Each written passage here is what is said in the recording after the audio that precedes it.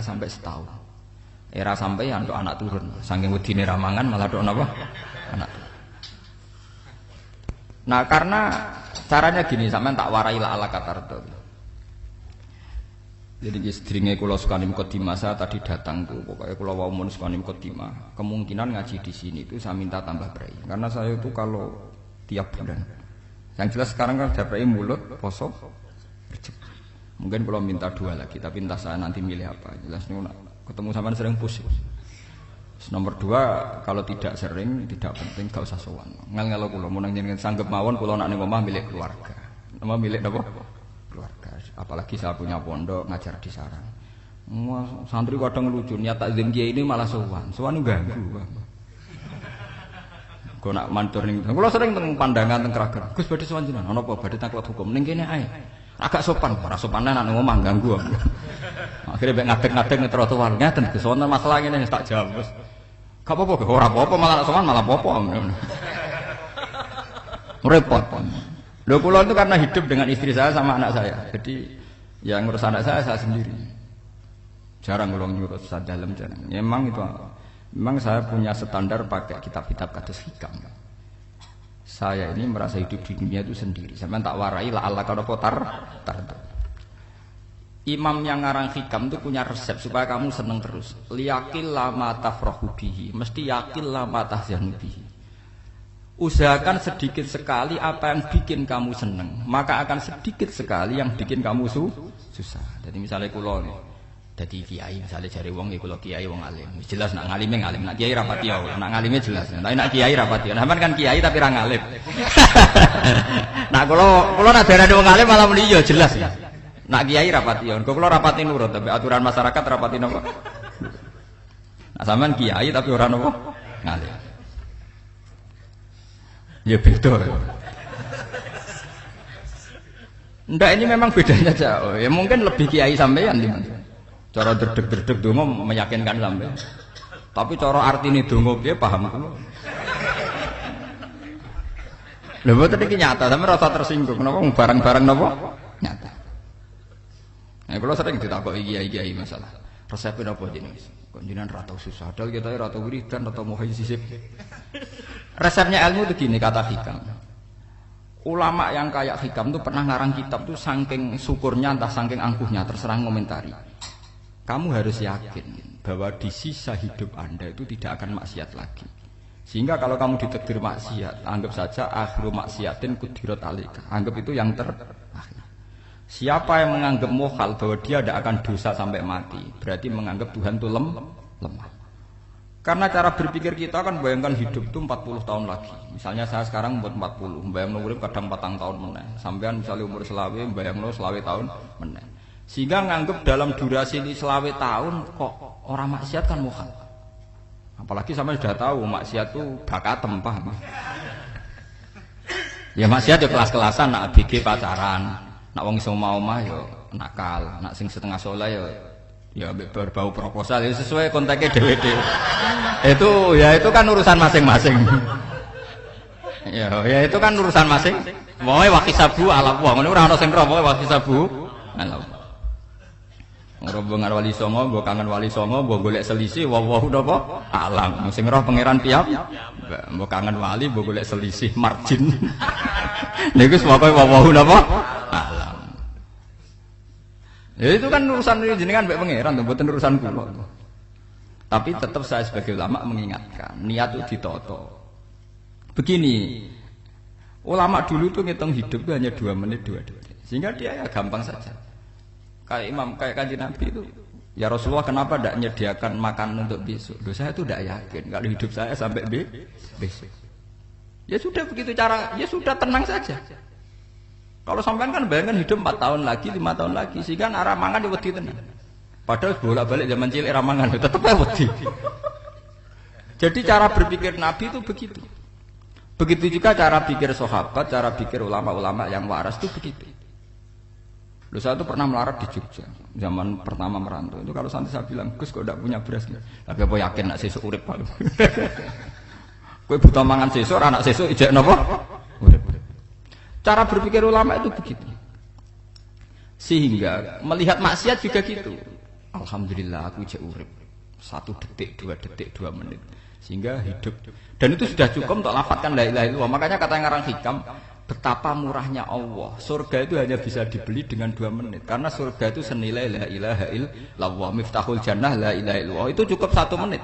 Berarti surga itu regane mau 1 menit. Dan karena dia nganggap hidup itu 1 menit ke depan la ilaha illallah, ya sudah. Dia ngitungnya hidup itu per menit. Kalau sampean kan enggak, per 10 tahun, per 20 tahun. Sehingga kriminal betul, cara pandang sampean itu kriminal betul. Sehingga bayangno kudu di dhuwit, kudu di bojo, nak kiai kudu di pengaruh. Lah kalau saya enggak. Saya meskipun tidak sehebat itu, tapi mewarisi keilmuan mereka. Jadi misalnya saya jadi ulama, itu bayangno di santri mau sitok. Islam pokoknya ke Ahmadiyah ya gitu saja. Ya pokoknya ya sudah gitu. Orang bayangno santri sing kelambinan takwa khusuk, salam tempel, demen gelo. Demen apa? Lo tanyakan santri-santri saya itu mungkin belum pernah nyuri istri saya bikin kopi. Bisa dihitung. Karena saya itu sederhana saja. Misalnya saya pergi dari Jogja, ini yang nyata salam. Bayangno bojo gue semaca, gawekno kopi, bukakno lawang malah kecewa. Seperti umumnya orang kan gitu. Semerantau ada bayangno bojo gue nyuambut, digawekno kopi, digodhogno banyu hangat untuk man, bareng teko bojone wangep kukur-kukur. Karena tarifnya dia ideal, maka mudah kecewa kalau itu tidak terjadi. Nak kula mboten, sembayang napa Jogja pokoke bojoku cek uta Islam. Nak salat 5 wulan ya sudah gitu saja. Pakai standar-standar yang minimalis saja. Saya dari rumah bangun sampean ngaji ya, pokoknya melek terus ya sudah nak salat dem-dem napa. Mulane sudah gitu saja. Andai kan saya pakai standar maksimal, maka akan mudah kecewa.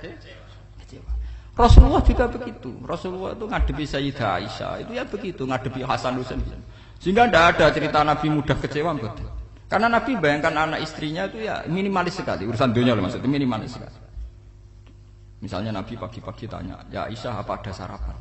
Tidak ya Rasulullah, ya idzan asumu, kalau gitu saya puasa. Kalau sampean usul-usul ora digekno kopi wong wedok apa? Itu kan repot. Muni-muni itibak sunnah Rasul tapi tidak pernah sampean mendekati sunnah napa? Rasul. Sehingga ya tenang saja Nabi. Saya tuh alhamdulillah bisa niru dalam gitu-gitu tuh bisa. Makanya ini kiai muda paling enjoy. Banyak kiai-kiai yang sepuh itu kalau urusan gitu konsultasi Mas. Gus resep apa kae? Iki kula resep era dekarep apa. Juga saya tidak pernah bayangkan apa tanggaku seneng aku atau ora sing ngaji aku kecewa, tidak pernah bayangkan. Sampean itu kan makhluk, tidak penting. Kecewa tidak kecewa itu tidak penting. Saya itu orang alim, ngerti ini warido kamat lubi, ora waridokum. Yang tak goleki ridane pangeran, ridane sing ngaji, ridane konsumen. Itu apa? Makhluk tidak penting. Itu harus dilatih. Harus napa? Sehingga orang itu kalau biasa sholat, maksudnya biasa ta'alluq bi Allah, mesti la'alla katardo, mesti gampang puas. Karena dia iktifa ngalap cukup bi Allah Subhanahu wa ta'ala.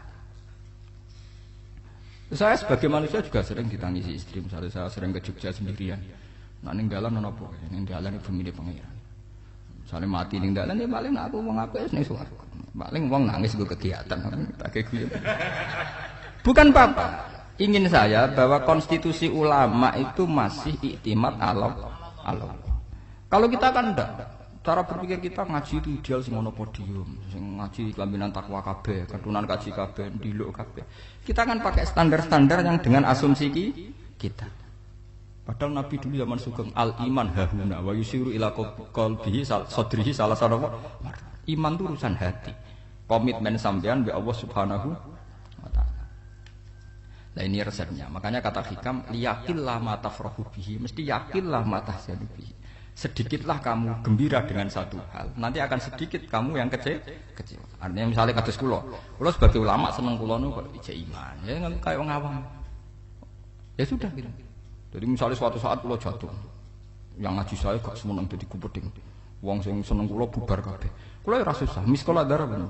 Gus saiki jenengan ora sing seneng. Ya tenang saja. Sing ora seneng ya makhluk-makhluk ora jelas. Dan status mereka tetap la yadurru wa la yan. Ini harus dilatih. Sehingga Nabi itu ya meskipun beliau itu perang, sahabatnya meninggal ya tenang saja. Nabi cara berpikir yang meninggal mereka mati syahid, yang masih hidup dianggap berpotensi melakukan kebaikan. Sama tak warai resep-resep dari Rasulullah Shallallahu Alaihi Wasallam. Saya ini sebetulnya memaksa, menjelaskan ini maksa, karena saya inginnya jadi ulama yang kayak umumnya orang.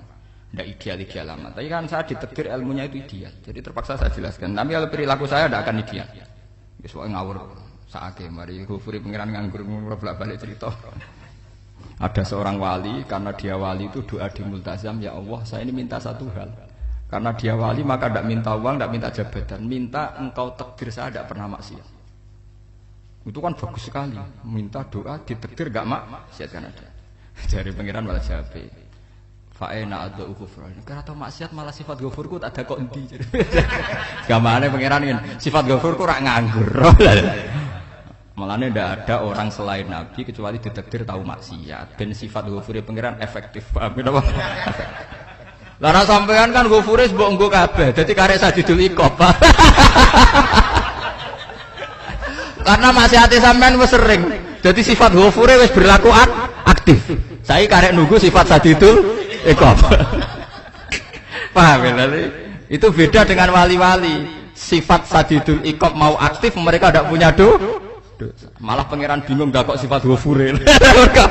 Apa tak dakok ghafur atau dosa. Didakoki sadidil kok gak tahu maksiat. Jadi pangeran malah sing bingung.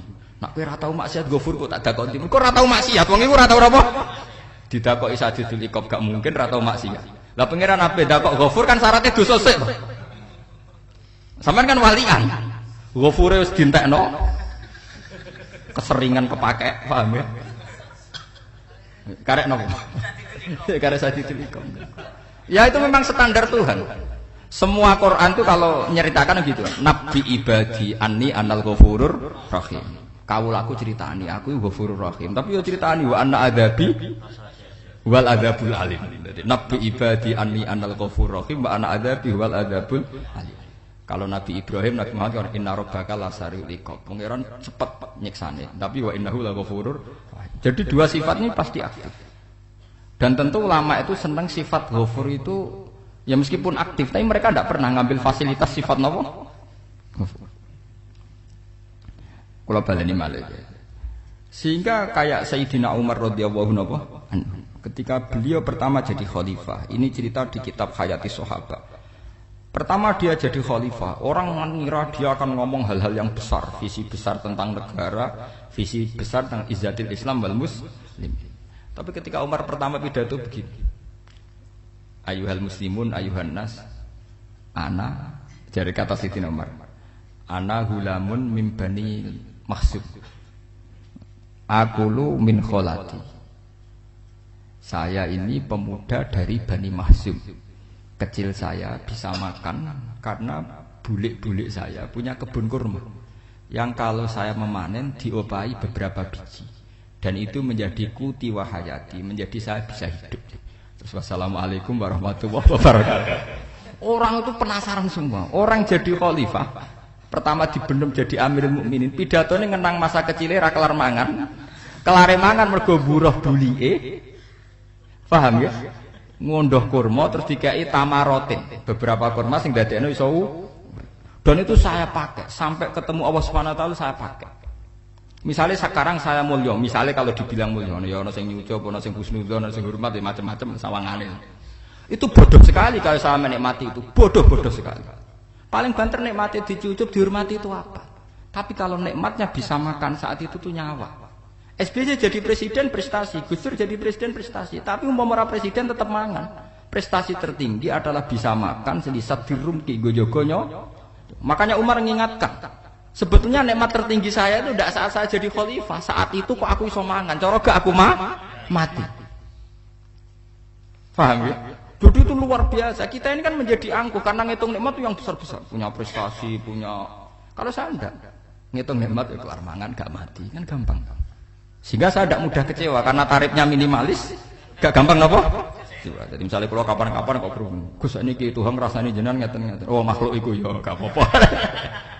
Kalau disetatuskan kiai kan seakan-akan ngomongnya sakral, seakan-akan mandi. Tapi nak tak status, oh makhluk itu ngomong ngono ya sudah kan. Menjadi ringan kan kalau distatuskan sebagai apa? Makhluk. Tentu makhluk statusnya la yadurru wala yanfa. Nah di sini ini pentingnya orang-orang ahli tauhid tentu tidak punya kesusahan.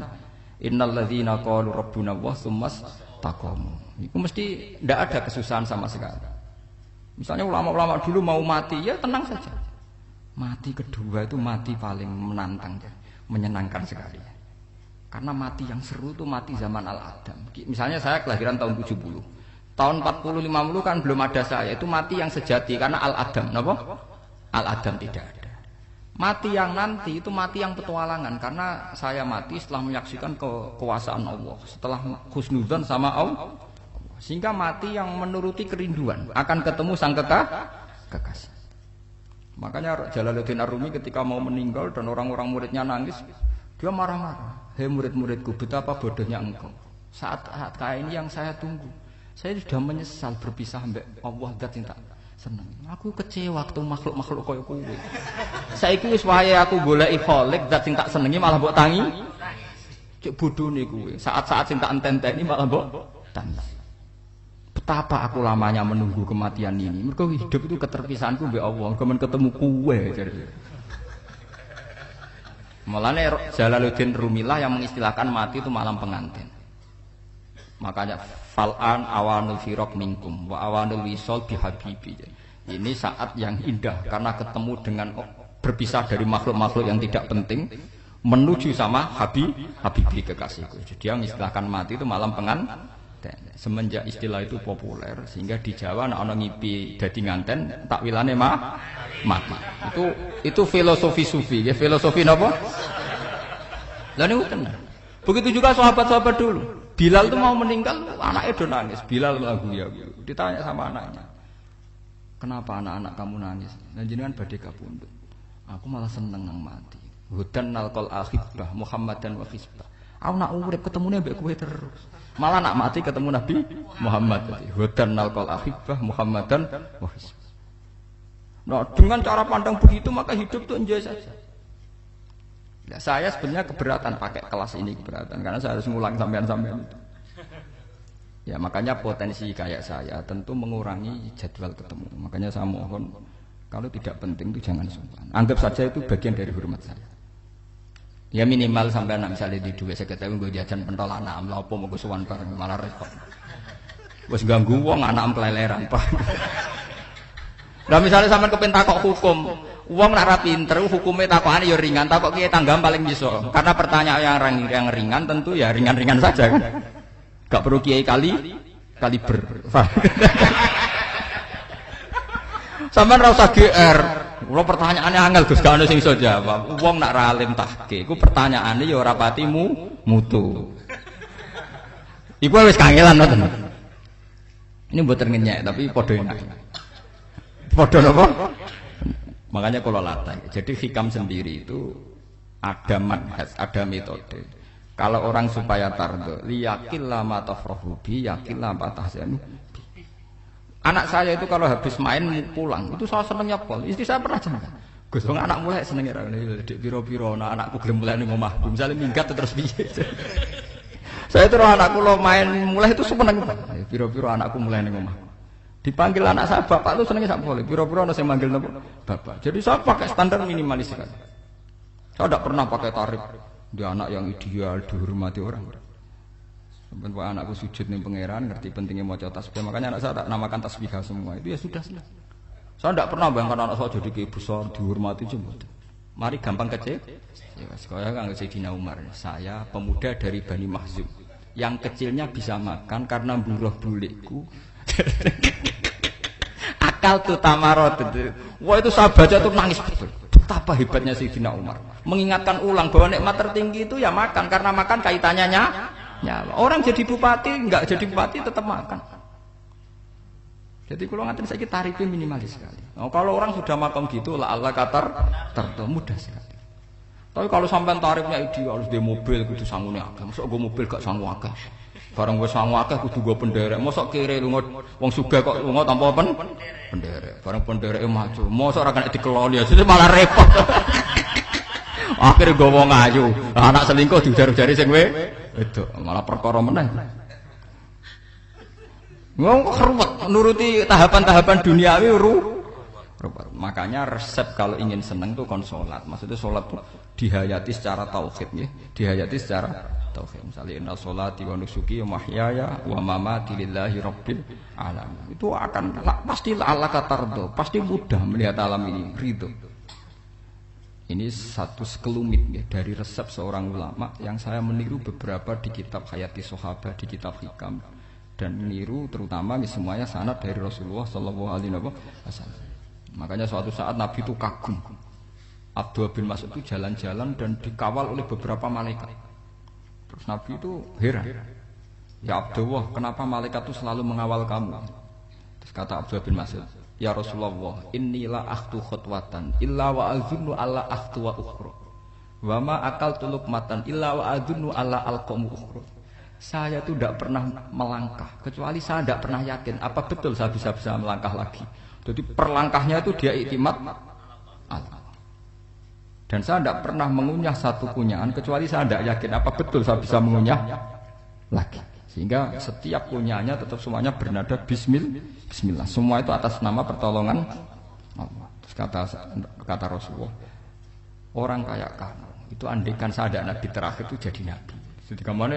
Makanya dulu Nabi itu sering ngendikan, andaikan orang-orang kayak gitu itu ada nubuah, tentu mereka punya derajat napa? Nubuah. Jadi tidak jadi nabi tapi punya derajat napa? Nubuah.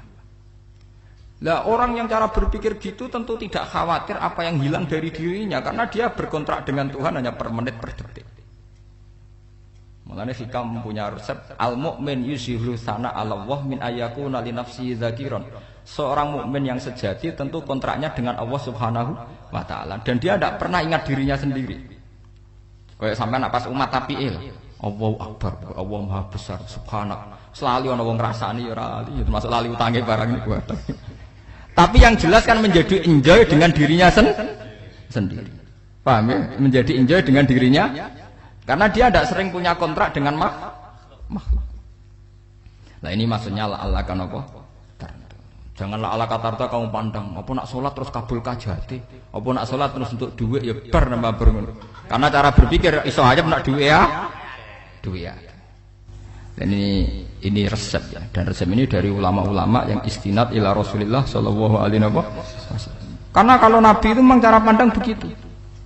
Aisyah itu pernah ditanya, ya Aisyah, saya ini ingin makan, apa daging yang dari sahabat ini masih?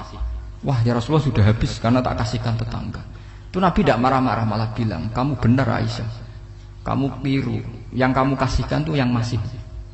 Kau nak daging dipangan dewe kadang nuruti nafsu. Nak dikekno wong sedekah kau nuruti perintah pengen.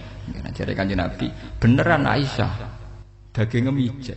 Mau kalau nanti yang malah ijek, sing mbok sedekah malah sing ijek. Cara berpikir Nabi itu begitu. Tapi tahu-tahu disederhanakan sunnah Nabi ya serbanan. Lah itu kan ya memang itu bagian dari sunnah Nabi, tapi sunnah seharga 10.000. Paham ya? Ya monggo mawon nek sampean sunnah Nabi serbanan gitu, tapi itu sunnah yang bisa dibeli dengan murah. Hakikatnya sunnah Nabi itu rata-rata bentuknya perilaku. Napa? Sampeyan delok dawuh Aisyah tengene tibak berjanji. Kana khuluquhul Qur'an wa shimatuhul ghufran yansahu lil insan wa yafsahu fil ihsan. Wa ya'fu 'anil dzambi idza kana fi haqqihi wa sababi. Kana khuluquhul Qur'an, nabi ku akhlak dasare wis kaya Quran plek. Urusane akhlak. Wa shimatuhul ghufran, ciri utama sifatnya nabi gampang nyepuro. Yansahu lil insan. Dan nabi punya niat baik pada seluruh manusia. Wa yafsahu fil ihsan, sering melakukan ihsan. Lah nek sunah nabi ngoten kan luwih sering kula Quran ya wis hafal mulang.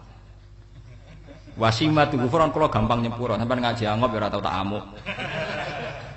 Yang sahulil insan kula bedina nasihati tiyang wong mulang. Wayah sahufil ihsan tak gawe gampang. Kula mulang ya ora tau gawe tarik. Kudu sakmene kudu podium, kudu wong dilo ya ora. Pokoke anggere ke Ahmadiyah ya salat madhep ngulon ya sudah. Lho itu kan dawuh Aisyah ketika ditanya kaifa kana khuluqu Rasulillah. Dan itu semua dijawab oleh akhwal, oleh sebuah perilaku. Tidak ada Aisyah jawab nganggo atribut. Oh Nabi itu jubahan, serbanan, tidak ada itu. Memang itu sunnah ya, saya aku itu sunnah, teman jangan salah paham ya. Tapi itu sunnah yang tidak dijawab oleh Aisyah. Sunnah yang sampean jawab sendiri, paham? Aisyah yang istrinya Rasulullah ketika ditanya kaifa kana khuluqu Rasulillah, beliau jawab kana khuluquhul Quran wa simatuhul ghufran yansahu lil insan wa yafsahu fil ihsan. Semuanya akhwal wa ya'fu anidz dzambi idza kana fi haqqihi wa sababi wa idza dia haqqu wa lam yakun li ahadi marra'ahu badihatan haba wa idza da'ahul miskinu ajaba yaqulul haqqa walau kana murra wa la yutmiru lil muslimin hisaw wala dur. Semuanya itu akhwal, satu perilaku sosial. Saya mengakui kalau serbanan sunat, ya saya ngakui. Tapi sunnah wis karena saya mewakili yang akhwal tadi, yang apa? Lah mungkin untuk sampeyan, monggo kalau untuk ngisi sunnah. Tapi mbok ya adil itu. Ini bukan kritik mboten nggih. Yang meyakini serban sunat kan sudah banyak dan itu bagus. Tapi cobalah juga meyakini ahwalu Rasulillah. Makanya man sanna sunnatan itu rata-rata ulama maknani siapa yang ikut sunnahnya Nabi. Rata-rata ulama nafsir ahwalu Rasulillah wa af'alu. Perilaku sosial Rasulullah. Makanya terusannya wa idza da'ahul miskinu ajabah. Kalau dipanggil orang miskin ya datang. Ya maksudnya ada harus orang miskin manggil pas resepsi kawin boten. Misalnya ana wong melarat kuwi di sepeda motor, wong melarate yo ngeteroni puskesmas ya mbok terno. Wong melarat lara yo nukono misale apa minyak kayu putih mbok tekani. Ora kok ngerti-ngerti mbok urusan walimatul urus sing wajib piye lho. Payah. Lho lha wa idza da'al miskinu ajabe ora ana hadise urusan walimatul urusan boten. Kalau orang miskin manggil ya. Dalam riwayat hadis ya Nabi sering dipanggil orang miskin. Ya Rasulullah, mbok datang ke rumahku, ada apa? Terus ya Nabi, saya tuh ingin rumahku sing elek jenengan nate salat teng mriku. Ya Nabi datang ya salat saja ya ora jaman. Fi ayyi makanin aradta an tusalliya fi. Kamu di tempat mana kamu seneng salat? Teng mriki ya Rasulullah. Ya Nabi salat. Sing ngundang ya waras pisan. Kenangan mek Nabi kok mae dienggo salat Nabi. Sampeyan tahu tanggung kiai kon salat. Kon mromosekno anakmu iku paham. Kiai dongakno ke kersane ketampi PNS. Padahal kiai ini dhewe anake ra PNS. Kalau dulu kan sahabat ngundang Nabi itu ya gitu. Ya Rasulullah, saya itu ingin sekali engkau sholat di rumahku. Fa'attakhidahu musallan. Kemudian tempat yang pernah engkau sholati mau tak pakai musola pribadi. Makanya masjid Kiblaten itu rumahnya sahabat. Karena dulu Nabi pernah sholat di satu tempat. Adalah ono perintah tahlilul kiblat itu di rumahnya sahabat. Itu sahabat dulu itu kalau ngaturi Nabi itu kenanya ingin Nabi pernah sholat di situ. Nah, ilmu ngeten ini mentek. Ya, untungnya nonton kula, jadi ono sing eling-eling ya, Pak. Nah, sampean kudu syukur ya, artinya syukur ya. Orang kayak saya itu tidak usah sampean dikte-dikte ngikuti hukum adat. Kalau ngoten sampean gelo mergo kula ora iso teko, kula ya gelo perkarane ulama kok mbok atur. Makanya saya sering guyon cerita saya itu kalau di pasar Pandangan dulu itu anyaran boyong sering di pasar ditanya sama Gus wong alim kok ning pasar. Piye? Aneh to. Ya aneh kuwi. Aneh piye? Bodohnya wong alim. Kadang masyarakat itu tidak sadar keanehan dirinya sendiri. Mereka enak saja merasa kalau orang alim ke pasar itu aneh. Mereka tidak sadar orang bodohnya wong alim ya aneh. Enak saja mereka mikir sepi. Paham ya? Ini supaya sampean la Allah kan apa tar. Makanya untuk Rasulullah, Nabi itu sering ngendikan ana tamu hormati. Tapi etika mertamu di Rasulullah itu walakin idza du'aitum. Mertamu Nabi itu nunggu ditimbali. Walakin idza du'itum du'iya mabni majhul. Ketika kamu ditimbali fadkhulu. Jadi ya ayyuhalladzina amanu la tadkhulu buyutan nabiyyi illa ayyudzana lakum. Jadi untuk sowan Nabi itu nunggu dipanggil. Meskipun sahabat tuh rindu Nabi, tidak berani sowan ke dalamnya Nabi. Kalau ingin ketemu Nabi dibarengno pas sholat jamaah, karena Nabi pasti keluar di masjid. Andai kan Nabi nerima tamu di rumah, ya ora sida dadi Nabi. Amen nampa tamu. Makanya la tadkhulu buyutan nabiyyi ku illa ayyudzana lakum, kecuali kamu dapat izin. Nunggu dipanggil. Wa idza du'itum kali dipanggil lagi ya sudah begitu. Tapi sekarang itu ya sudah begini. Ini kula cerita ilmiah saja. Saya tidak punya kepentingan apa-apa. Ya kepentingan kula ben ra mbok tamoni jujur mawon. Nak sampean ucapan. Cuma gue iling-ilingan dulu itu kalau sahabat itu ketemu Nabi pendak sholat sama pendak ngaji. Paham ya? Jadi saya memilih sikap begini itu bukan tidak saya pikir. Tapi kalau ada kiai lain yang beda dengan saya tidak apa-apa. Kalau ulama lain beda tidak apa-apa. Justru seninya rahmatnya umatnya Nabi itu istilafu aimati rahmah. Khilafnya umatku itu rahmah. Mulane aku khilaf ben rahman, aku podo kan gak sido khilaf.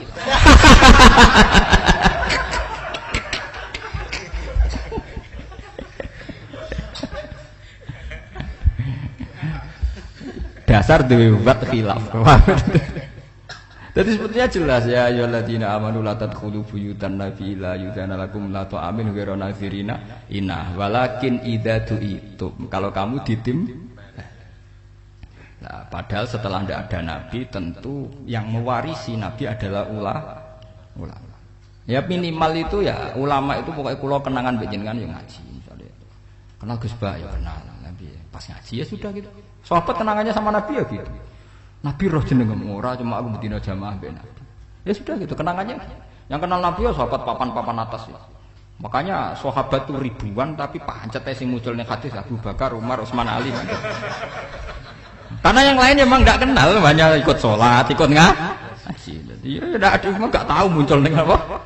Hadis. Muncul-muncul jam'un minas sahabah. Waduh. Munculnya rombongan. Ya karena mereka kenalnya Nabi ya benda sholat, benda apa? Ngaji. Paham gitu. Terus niki kula sukani resep liyaqil ma tafrahu bihi, mesti yaqil ma tahzanu bihi. Supaya sedikit sekali yang bikin kamu senang, maka akan sedikit sekali yang bikin kamu Jadi misalnya kita bayangno bojo ngoten. Bojoku alhamdulillah cah Islam nak sholat madhepmu. Jadi misalnya roh cerewete, roh judese, roh kukur-kukure mbek angop tenang. Tenang. Mergo jais tenang karena tarifnya mini mas jajal misalnya tarif bojo kudu senyum teko wis maca bareng roe teko waduh wis bar dari hikam gampang. Makanya hikam itu punya cerita suatu saat seorang raja itu dapat kiriman gelas keramik yang indah sekali dari Zabarjat terus bertatahkan intan pokoknya serba mewah. Raja itu senang sekali. Ketika tanya penasihatnya, menurut kamu gimana gelas ini? Ya gelas ini indah sekali, tapi sebaiknya raja ndak punya aja. Loh, saya seneng kok sebaiknya ndak punya. Saking senengnya raja itu tiap minum pakai gelas itu, kalau ndak ada nggak mau minum. Suatu saat gelas itu pecah, susah sekali raja. Terus manggil penasihat, iya bener kamu. Kalau saya dulu ndak punya malah tahu pecah. Jadi dulu raja itu yang gelas atom gelem, gelas biasa gelem kan menjadi bunga yang gampang kan ringan. Tapi sekarang bunganya bersyarat kan menjadi tambah repot. Sama aku di sini untuk bojo iku asal wedok sampai salat madhep mulat wis seneng. Tapi setelah kamu pakai tarif yang macam-macam kan tambah senenge ngenteni macak, ngenteni ramah, ngenteni servis kan repot. Tapi ya kula bojo kula sering janggal. Kepengen kula niku ngamuk, kula bilang ngamuk apa kowe Islam apa? Kowe ya rohku ya Islam ya salat, ketoke madhep wulan nang ngamuk urusan apa? Ya aneh memang cara berkeluarga saya aneh, tapi aneh yang waras. Timbang sampean umumnya orang umum tapi tidak bener. Karena tarifnya kebanyakan. Nah, itu jenenge apa? Liyaqil ma tafrahu bihi mesti yaqil ma tahzanu. Al-Fatihah. Alhamdulillah rabbil alamin arrahmanir rahim.